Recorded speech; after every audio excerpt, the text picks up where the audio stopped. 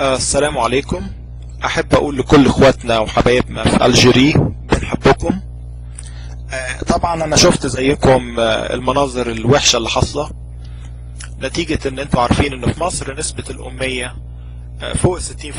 فلما يجي اعلامي فاشل زي عمرو اديب او مدحت شلبي او whatever he or she is ويجي يقول الجزائريين بيحرقوا العلم المصري، الجزائريين بيعملوا ده في مصر، في مصريين كتيرة الغوغاء اللي مش متعلمين بيطلعوا يفتكروا الجزائر عدو، وده غلط.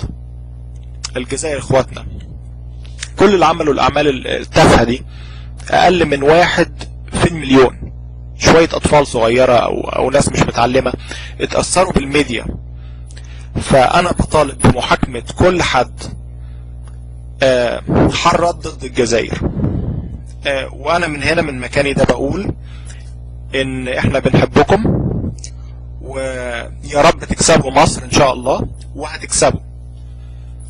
وانا اول مشجع هروح بالعلم الجزائري، مش عشان ما بحبش مصر، لا، لان احنا وانتوا اخوات، ومش ماتش كورة اللي هيعمل فرقة بيننا وبينكم. ولو في اي حد اتصاب جزائري انا اسف للي حصل، ولو في اي حد اتصاب مصري انا اسف برضو. انا احب احيي احمد شوبير، واحب احيي كل ناس مسؤولة قالت لنا ان احنا المفروض نتعامل مع الماتش بطريقة احسن. وانا خجول جدا ان انا اكون مصري وبلدي عملت الضيف بالشكل ده.